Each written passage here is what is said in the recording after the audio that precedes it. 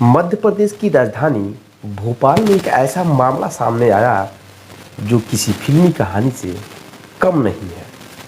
यूँ कह लीजिए कि रियल लाइफ की रियल कहानी है। भोपाल में एक पति और पत्नी शादी के 14 साल बाद फिर एक बार एक हो जाते हैं और यह सब उनके एक दोस्त के कारण ऐसा हुआ, जिसने 14 साल पहले तलाक ले चुके पति और पत्नी को फिर से एक बार 7 जन्मों के बंधन में बांध देता है। तो दोस्तों, ऐसा कैसे होता है, कैसे उनका तलाक होता है और कैसे 14 साल के बाद पुनः वह मिल जाते हैं और एक साथ ज़िंदगी की शुरुआत कर देते हैं। चलिए जानते हैं विस्तार से। नमस्कार दोस्तों, मेरा नाम संतोष, आप देख रहे हैं क्राइम का सच। आज मैं फिर हाजिर हूँ एक सच्ची घटना लेकर, एक सच्ची कहानी लेकर। यह सच्ची घटना मध्य प्रदेश की राजधानी भोपाल की है। भोपाल का रहने वाला एक शख्स होता है जिसका नाम उमेश होता है। 2006 में उसकी शादी मीना नाम की एक लड़की से हो जाती है। दोस्तों, शादी होने के बाद मीना अपने ससुराल आती है और अपनी नई ज़िंदगी की शुरुआत कर देती है। दोनों बहुत अच्छे से, बहुत प्रेम पूर्वक रह रहे थे।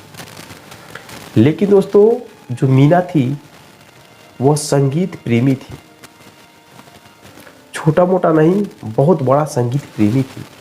वो हमेशा घर में गाना गाया करती थी, गुनगुनाती रहती थी। लेकिन इस बात से उसके सास ससुर खफा रहते थे। वो नहीं चाहते थे कि मीना घर में गाना गाए। इस बात को लेकर उनके घर में विवाद शुरू हो जाता है। उनके सास ससुर मना करते हैं कि तुम घर में गाना मत गाया करो। लेकिन दोस्तों, जो मीना है वो बहुत बड़ी संगीत प्रेमी थी। वो बिना गाना गाए एक दिन भी रह नहीं पाती थी और गाना लिखा भी करती थी। यह बात धीरे धीरे बहुत बड़ी बात बन गई। उसका जो पति है उमेश, वो भी उसे कई बार मना किया, लेकिन वह मीना मानती नहीं थी। और दोस्तों, इस वजह से, मात्र संगीत की वजह से उनकी शादी 1 साल के अंदर में टूट जाती है, यानी दोनों के बीच तलाक हो जाता है। शादी होती है 2006 में और मात्र 1 साल के बाद ही दोनों का तलाक हो जाता है, मात्र संगीत की वजह से। तो आप अनुमान लगा सकते हैं कि मीना कितनी बड़ी संगीत प्रेमी थी। दोस्तों, तलाक हो जाने के बाद 14 साल बीत जाते हैं, लेकिन किसी को नहीं पता था कि तलाक होने के 14 साल बाद पुनः ये दोनों मिल जाएंगे और एक साथ फिर से नई ज़िंदगी की शुरुआत करेंगे। किसी को नहीं पता था। होता क्या है, जब 14 साल बीत जाते हैं तो उस 14 साल के बीच में ही जो मीना है वह शासकीय विभाग में सरकारी नौकरी पा जाती है और नौकरी कर रही थी। इधर उसका पति जो उमेश था, उसकी तबीयत खराब हो जाती है। तबीयत खराब होने के बाद तलाकशुदा पति कैंसर से पीड़ित हो जाता है और दिल्ली में एडमिट हो जाता है एक हॉस्पिटल में। एडमिट होने के बाद दोस्तों, कहानी यू टर्न लेती है जैसे कि जो तलाकशुदा पति था, जो उमेश था, उसका एक दोस्त था जिसका नाम राजेश था। दोस्तों, उसकी मुलाकात 14 साल के बाद उमेश की जो पत्नी मीना थी उससे होती है एक जगह। मुलाकात होने के बाद जो राजेश है वो बताता है कि जो आपका तलाकशुदा पति उमेश है वो कैंसर से पीड़ित है और दिल्ली के एक हॉस्पिटल में भर्ती है।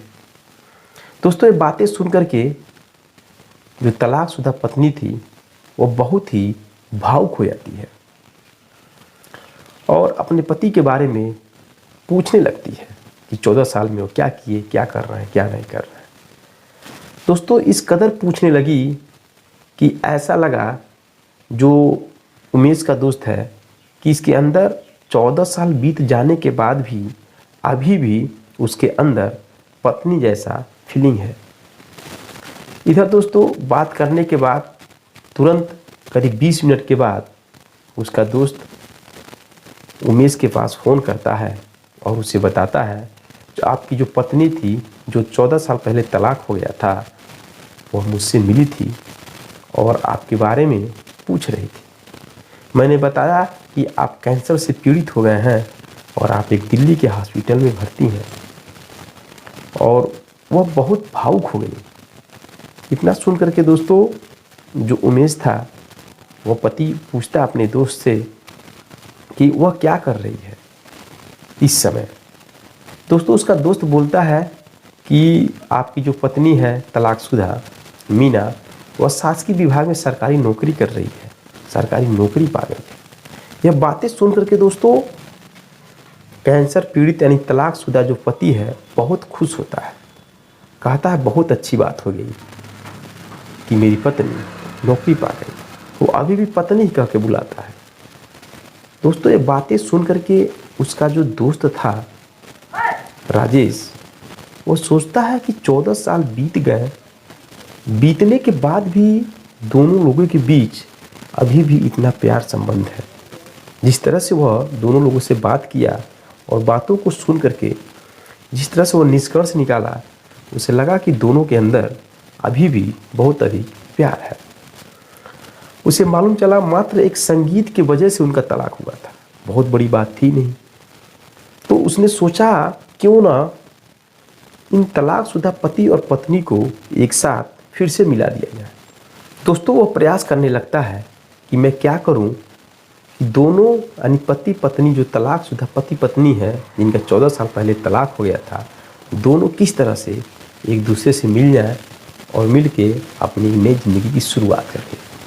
वो कोशिश करने लगता है और कोशिश करने के दौरान ही राजेश भोपाल की फैमिली कोर्ट पहुंचता है और भोपाल की फैमिली कोर्ट की काउंसलर सरिता राजनी से मुलाकात करता है और वह मदद मांगता है।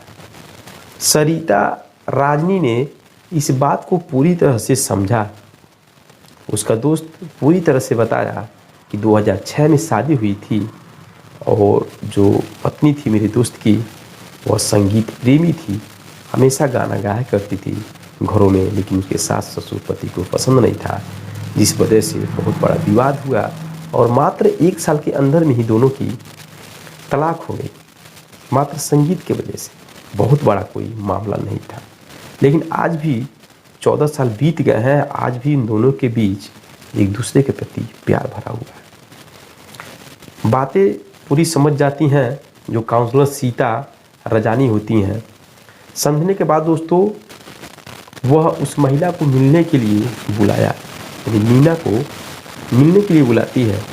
और जब भोपाल के फैमिली कोर्ट पहुंचती है तो महिला की बात वीडियो कॉन्फ्रेंस के जरिए कैंसर से पीड़ित तलाकशुदा पति से बात कराई जाती है। दोनों बात करके बहुत ही भावुक हो जाते हैं और यह 3 से 4 दिन तक की काउंसलिंग के बाद दोनों एक साथ रहने के लिए डिसीजन ले लेते हैं और दोनों एक साथ रहने लगते हैं। दोस्तों, जो मीना थी तलाकशुदा पत्नी, वह 14 साल के बाद पुनः अपने पति उमेश को अपना लेती है और वह इस समय मुंबई जाकर कैंसर से पीड़ित अपने तलाकशुदा पति के साथ रह रही है। तो दोस्तों, यह रही तलाक की एक अजीब कहानी। तलाक तो हो जाता है, लेकिन बहुत कम लोग होते हैं जिनकी तलाक होने के बाद पुनः मिल जाते हैं। ऐसे लोग बहुत कम मिलते हैं, लेकिन खुदा को जो मंजूर होता है वही होता है। दोस्तों, यह कहानी सुनने के बाद आपको क्या लगा? उसका जो दोस्त है राजेश, वो कितना बड़ा पुण्य का काम किया, आप उसके बारे में क्या कहना चाहेंगे? कमेंट बॉक्स में कमेंट जरूर करिएगा। दोस्तों, शादी विवाह 7 जन्मों का बंधन होता है और इस 7 जन्मों के बंधन को साथ साथ निभाने के लिए बहुत ही कठोर संघर्ष करने पड़ते हैं। आपके अंदर एक दूसरे के प्रति संयम, त्याग, सहनशीलता, विश्वास, आपसी प्यार रहना चाहिए। अगर आपसी विश्वास, प्यार, संयम, सहनशीलता नहीं है आपके अंदर, तो आपकी फैमिली एक दिन टूट जाएगी, एक दिन बिखर जाएगा। घंटों नहीं लगेगा, फैमिली को बर्बाद होते हुए। तो दोस्तों, मैं उम्मीद करता हूँ अगर आप लोग मेरा वीडियो यहाँ तक देख चुके हैं तो फैमिली को एक धागे में पिरोकर आगे ले जाने के लिए कोशिश करिए। और कोशिश करने का मतलब यही है कि आपके अंदर धैर्य होना चाहिए, लगन होना चाहिए, त्याग होना चाहिए, सहनशीलता होना चाहिए। सबसे ज़रूरी है कि एक दूसरे के प्रति विश्वास और प्यार बना कर रखना चाहिए। तभी ही आपकी फैमिली आगे बढ़ सकती है। दोस्तों, अगर आपको यह सच्ची घटना अच्छा लगा तो चैनल को सब्सक्राइब कर लीजिए, वीडियो को लाइक कर दीजिए ताकि मेरा हौसला और बढ़ता रहे और मैं आपको नई नई अच्छी घटना की कहानियाँ सुनाता रहूँ। मिलते हैं नेक्स्ट वीडियो में नेक्स्ट कहानी के साथ। तब तक के लिए दोस्तों, जय हिंद, जय भारत।